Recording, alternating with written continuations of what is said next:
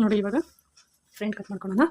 ನೋಡಿ front cut ಮಾಡ್ಕೊಬೇಕು ಅಂದರೆ ನಾವು ಬ್ಯಾಕ್ ಏನು ಕಟ್ ಮಾಡಿದ್ದೀವೋ ಅದು ತೊಗೋಬೇಕು. ಫಸ್ಟು ನಾವಿಲ್ಲಿ ನೋಡಿ ಇಲ್ಲಿ ಒಂದು 1/2 ಇಂಚಿಗೆ ಒಂದು ಸ್ಟಿಚಿಂಗ್ ಮಾರ್ಜಿನ್ ಹಾಕ್ಕೊಬೇಕು. ಈ ಥರ ಸ್ಟಿಚಿಂಗ್ ಮಾರ್ಜಿನ್ ಹಾಕ್ಕೊಂಡು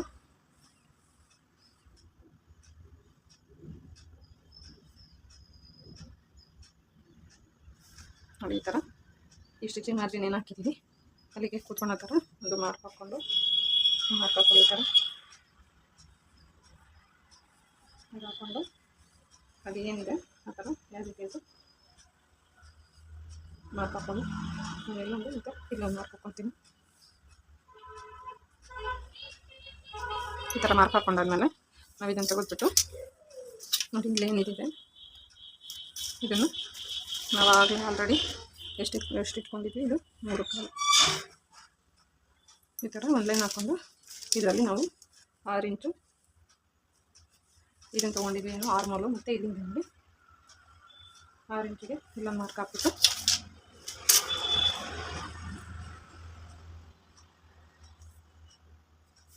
ನೋಡಿ 5ವರೆಗೆ ಕರೆಕ್ಟಾಗಿ ಬರೋ ಥರ ಒಂದು ಮಾರ್ಕ್ ಹಾಕ್ಕೊಂಡು ಇದೆರಡನ್ನು ಈ ಥರ ಸೇರಿಸೋಣ. ಸಾರಿ ಇದು ಮಾರ್ಕ್ ಹಾಕಿದ್ದೀನಿ, ಸಾರಿ ನೋಡಿ ಈಗ 5ವರೆಗೆ ಮಾರ್ಕ್ ಹಾಕ್ತಾಯಿದ್ದೀನಿ. ಮತ್ತು ಇಲ್ಲಿಂದ ಒಂದು ಸ್ಟ್ರೈಟಾಗಿ ಈ ಥರ ಮಾರ್ಕ್ ಹಾಕ್ಕೊಳ್ಳಿ. ಮಾರ್ಕ್ ಹಾಕ್ಕೊಂಡಾದ್ಮೇಲೆ ಇದು ಫ್ರಂಟ್ ನೆಕ್ ಎಷ್ಟಿದೆ ಅಂತೇಳಿ ನೋಡ್ಕೊಳ್ಳೋಣ. ನೋಡಿ ಈ ಥರ ಹಾಕ್ಕೊಂಡು ನೋಡಿ ಇಲ್ಲಿ ಒಂದು ನೀಟಾಗಿ ನಿಮ್ಗೆ ಗೊತ್ತಾಗಲ್ಲ ಅಂದರೆ ಒಂದು ಸ್ಕೇಲ್ ಇಟ್ಕೊಳ್ಳಿ. ಸ್ಕೇಲ್ ಇಟ್ಕೊಂಡು ಇದನ್ನು ಇಲ್ಲೇನು ನಾವು ಸ್ಟಿಚ್ ಮಾಡಿರ್ತೀವಿ ಅದನ್ನು ಈ ಥರ ಇಟ್ಕೊಂಡು ಈ ಥರ ನೋಡಿ 6ವರೆ ಇದೆ, ಕಾಣಿಸ್ತಾ ಇದೆ ಅಂದ್ಕೊತೀನಿ. ನೋಡಿ 6ವರೆ ಇದೆ. ಈಗ ನಾವು ಇದಕ್ಕೆ ಒಂದು 1/4 ಇಂಚು ಸೇರಿಸ್ಬಿಟ್ಟು 6ವರೆಗೆ ಒಂದು 1/4 ಇಂಚು ಸೇರಿಸ್ಬಿಟ್ಟು ಇಲ್ಲಿ ಒಂದು ಮಾರ್ಕ್ ಹಾಕೋಣ. ನಾವು ಇವಾಗ ಇಲ್ಲಿ ಏನು ಸ್ಟಿಚಿಂಗ್ ಮಾರ್ಜಿನ್ 2 ಕಾಲು ಕೊಟ್ಟಿದ್ದೀವಿ ಅದಕ್ಕೆ ಒಂದು ಲೈನ್ ಎಕ್ಸ್ಟ್ರಾ ಒಂದು 1/4 ಇಂಚ್ ಎಕ್ಸ್ಟ್ರಾ ಮಾಡಿಕೊಂಡು ಈ ಥರ 2 ಕಾಲಿಗೆ ಅಂದರೆ 2ವರೆಗೆ ಒಂದು ಮಾರ್ಕ್ ಹಾಕ್ಕೊಂಡು ಇದನ್ನು ಈ ಥರ ಒಂದು ಫ್ರಂಟು ಮಾರ್ಕ್ ಹಾಕೋಣ. ಇವಾಗ ಇಲ್ಲಿ ನಾವು 1 ಕಾಲ್ಗೆ ಹಾಕ್ಕೊಂಡಿದ್ದೀವಿ. 1 ಕಾಲಿಗೆ ಅಂತಂದರೆ ನಾವು 1/2 ಇಂಚು ಅಂದರೆ 1 ಕಾಲು ಅಂತ ಅಂದರೆ 1 ಕಾಲು ಒಳಗಡೆ ಅರ್ಧ ಅಂದರೆ 3/4 ಇಂಚಿಗೆ ಒಂದು ಮಾರ್ಕ್ ಹಾಕ್ಕೊಬೇಕು. ನೋಡಿ ಈ ಥರ ಒಂದು ಮಾರ್ಕ್ ಮಾಡಿಕೊಂಡು ಮತ್ತು ಇಲ್ಲಿ ನಾವು ಆಲ್ರೆಡಿ 3 ಇಂಚಿಗೆ ಒಂದು ಮಾರ್ಕ್ ಹಾಕಿದ್ವಿ. ಅಲ್ಲಿಂದ ಒಂದು 1/4 ಇಂಚು ಹೊರಗಡೆ ಬಂದುಬಿಟ್ಟು ಇಲ್ಲಿ ಒಂದು 1/2 ಇಂಚಿಗೆ ನೀವು ಮಾರ್ಕ್ ಹಾಕ್ಬೋದು. ಈ ಥರ ಮಾರ್ಕ್ ಹಾಕ್ಕೊಂಡು ಇಲ್ಲಿ ಏನು 3 ಇಂಚಿಗೆ ನಾವು ಮಾರ್ಕ್ ಹಾಕಿರ್ತೀವಿ ಇದು ಇದು ಇದು ಇದು ಇದು ಇದನ್ನು 3 ಜಾಯಿಂಟ್ ಮಾಡಿ. ಈಗ ನೋಡಿ ಈ ಥರ ಇಟ್ಕೊಂಡು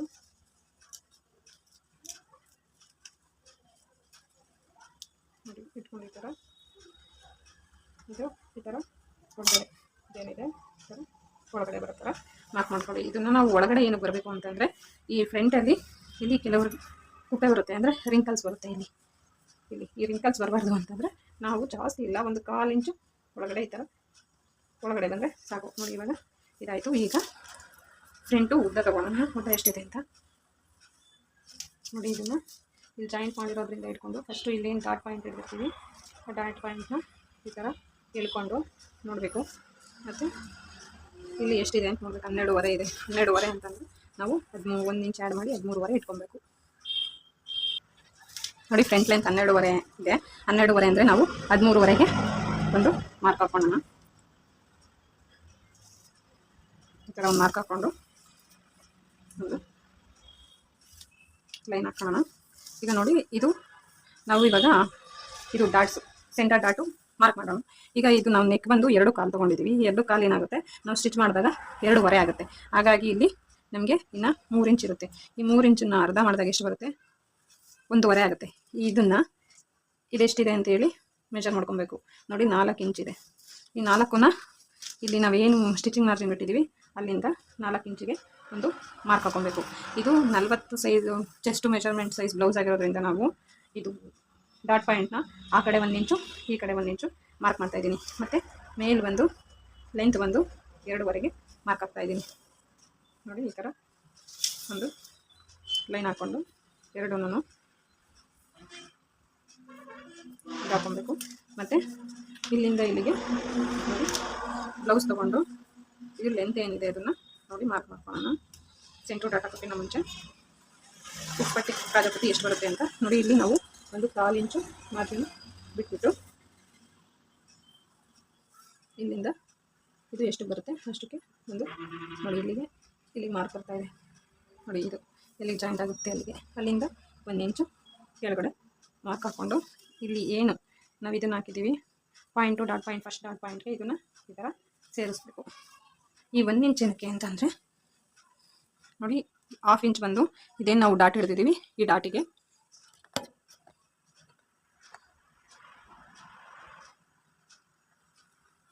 ನೋಡಿ, ಇದು 1 ಇಂಚ್ ಬಂದು ಇದೇನು ಡಾಟ್ ಹಿಡಿದಿದ್ದೀವಿ ಇದಕ್ಕೆ 1/2 ಇಂಚು, ಮತ್ತು ಇಲ್ಲಿ ಸ್ಟಿಚಿಂಗಿಗೆ 1/2 ಇಂಚು. ನೋಡಿ ಇವಾಗ ಇಷ್ಟಾದಮೇಲೆ ಇದರಲ್ಲಿ ಇದೆಷ್ಟಿದೆ ಅಂತ ಹೇಳಿ ಲೆಂತ್ ನೋಡೋಣ. 5 ಕಾಲು ಇದೆ. 5 ಕಾಲು ಇರೋದನ್ನು ಈ ಥರ ಸೆಂಟ್ರಿಗೆ ಮಾರ್ಕ್ ಮಾಡಿಬಿಟ್ಟು ಇಲ್ಲಿ ಒಂದು ಮಾರ್ಕ್ ಮಾಡಿಕೊಂಡು ಇದನ್ನು ಇಲ್ಲಿಂದ ಇಲ್ಲಿಗೆ 1/2 ಒಂದು ಮಾರ್ಕ್ ಹಾಕ್ಕೊಂಡು ಇಲ್ಲಿ ಒಂದು ಲೈನ್ ಹಾಕೋಣ. ಮತ್ತು ಈ ಫಸ್ಟ್ ಡಾಟ್ ಏನಿದೆ ಅದನ್ನು ಈ ಥರ ಸ್ಟ್ರೈಟ್ ಬಿಟ್ಕೊಂಡು ಅದು ಎಲ್ಲಿಗೆ ಬರುತ್ತೆ ಅಲ್ಲಿಗೆ ಒಂದು ಮಾರ್ಕ್ ಹಾಕಬೇಕು. ಮಾರ್ಕ್ ಹಾಕಿ ಮತ್ತು ಇಲ್ಲಿಂದ ಇಲ್ಲಿಗೆ ನೋಡಿ 2 ಇಂಚಿಗೆ ಒಂದು 2.5 ಇಂಚಿಗೆ ಇಲ್ಲೊಂದು ಮಾರ್ಕು ಅವು, ಮತ್ತು ಇಲ್ಲಿಂದ ಒಂದು 2 ಇಂಚು ಒಂದು 3 ಇಂಚಿಗೆ ನೋಡಿ ಮೇಲೆ ಜಾಸ್ತಿ ಇಟ್ಕೊಂಡು ಕೆಳಗಡೆ ಸ್ವಲ್ಪ ಇಲ್ಲಿಂದ ಒಂದು ಮಾರ್ಕ್ ಹಾಕೋಣ. ಇದು ಒಂದು 1.5 ನೋಡಿ. ಇದು ಡಾಟು ನೀವು ಹಾಕಲೇಬೇಕು ಅಂತ ಇಲ್ಲ, ಇದು ನಿಮ್ಮ ಚಾಯ್ಸು. ಇದು ಯಾವಾಗ ನೀವು ಇದು ಮಾಡಬೇಕು ಅಂತಂದರೆ ಅಕಸ್ಮಾತು ಏನಾದರೂ ಇಲ್ಲಿ ಫ್ರಂಟು ಬ್ಯಾಕಲ್ಲಿ ನಾವು ಅಟ್ಯಾಚ್ ಮಾಡಬೇಕಾದ್ರೆ ವೇರಿಯೇಷನ್ ಬಂದು ಫ್ರಂಟಲ್ಲಿ ಜಾಸ್ತಿ ಬಂದಾಗ ಇಲ್ಲಿ ಒಂದು ಸ್ವಲ್ಪ ಒಂದು ಡಾಟ್ ಹಿಡಿದ್ರೆ ಅಲ್ಲೆಂತೂ ಸರಿ ಹೋಗುತ್ತೆ ನೋಡಿ. ಇವಾಗ ಇದನ್ನು ಫ್ರಂಟಲ್ಲಿ ನಾವು ಡಾಟ್ ವೇಸ್ಟ್ ಫ್ಲೋನ್ನ ಮಾರ್ಕ್ ಮಾಡೋಣ. ನೋಡಿ ಇವಾಗ 8ಕ್ಕೆ ನಾವಾಗಲೇ ಹೇಳಿದ್ವಿ 8 ಇದೆ ಅಂತೇಳಿ, 8.1 ಇದೆ ಅಂತ ನೋಡಿ. ಇಲ್ಲಿಂದ ಇಲ್ಲಿಗೆ 3 ಇದೆ, 3ನ ಬಿಟ್ಬಿಟ್ಟು ಇಲ್ಲಿಂದ 8ಕ್ಕೆ ಒಂದು ಮಾರ್ಕ್ ಹಾಕೋಣ. ನೋಡಿ ಇಲ್ಲಿಂದ 3 ಅಂದರೆ 8.1, ಇಲ್ಲಿಂದ 2 ಇಂಚಿಗೆ ಒಂದು ಮಾರ್ಕ್ ಹಾಕೋಣ. ಆಮೇಲೆ ಇಲ್ಲಿ ಬಂದು ಜಸ್ಟ್ 10 ಇಂಚಿದೆ 10, ಮತ್ತು ಇಲ್ಲಿಂದ 2.5 ಯಾಕೆ ಅಂತಂದರೆ ಇಲ್ಲಿ ನಾವು 1/2 ಇಂಚು ಈ ಡಾಟ್ ಪಾಯಿಂಟ್ ಏನಿದೆ ಅದು ಹಿಡಿದಾಗ ಇಲ್ಲಿ 1/2 ಇಂಚ್ ಕಡಿಮೆ ಆಗುತ್ತೆ, ಮತ್ತು ಸ್ಟಿಚಿಂಗ್ ಮಾರ್ಜಿನ್ ಇಲ್ಲಿ 2 ಇಲ್ಲಿ 2 ಬರುತ್ತೆ ನೋಡಿ. ಈ ಥರ ಇವಾಗ 2 ಸೇರಿಸಿ ಮಾರ್ಕ್ ಮಾಡೋಣ. ನೋಡಿ ಇಷ್ಟು ನಾನು ಫ್ರಂಟ್ ಮಾರ್ಕಿಂಗ್ ಆಯಿತು. ಇವಾಗ ನಾವು ಇಲ್ಲಿ ಒಂದು ಈ ಥರ ರೌಂಡ್ ತೆಗೆಯೋಣ ಶೇಪು. ಈಗ ಇದನ್ನು ಕಟ್ ಮಾಡೋಣ.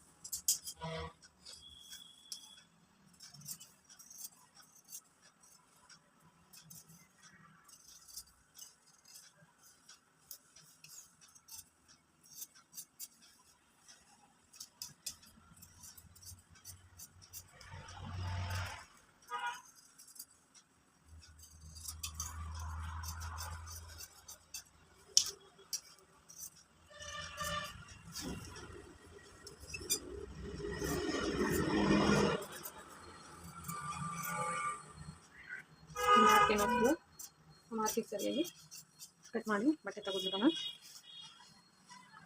ಇವಾಗ ಇದನ್ನು ನೆಕ್ಸ್ಟ್ ಇರೋದನ್ನು ಕಟ್ ಮಾಡಿ ತೆಗಿತಾ ಇದ್ದೀನಿ.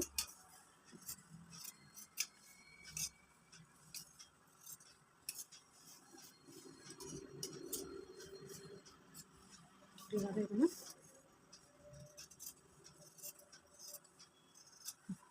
ನೋಡಿ ಈ ಥರ ಕಟ್ ಮಾಡಿದ್ದಾಯಿತು.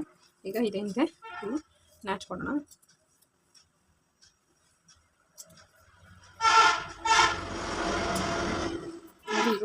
ಇದಕ್ಕೆ ನಾನು ನ್ಯಾಚ್ ಕೊಡ್ತಾ ಇಲ್ಲ, ಏನು ಅಂದರೆ ಅಕಸ್ಮಾತ್ ಏನಾದರೂ ಫ್ರಂಟು ಬ್ಯಾಕಲ್ಲಿ ಅವಶ್ಯಕತೆ ಬಿದ್ದರೆ ಮಾತ್ರ ನಾನು ಇದಕ್ಕೆ ಡಾಟ್ ಹಿಡಿತೀನಿ, ಇಲ್ಲಾಂದರೆ ಡಾಟ್ ಹಿಡಿತಾ ಇಲ್ಲ.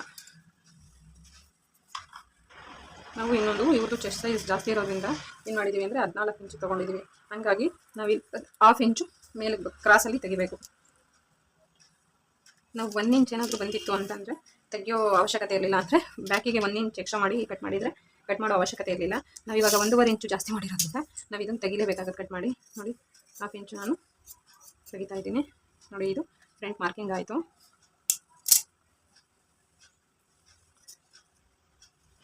ನೋಡಿ ಇದು ಫ್ರಂಟು ಬ್ಯಾಕಲ್ಲಿ ಕರೆಕ್ಟಾಗಿ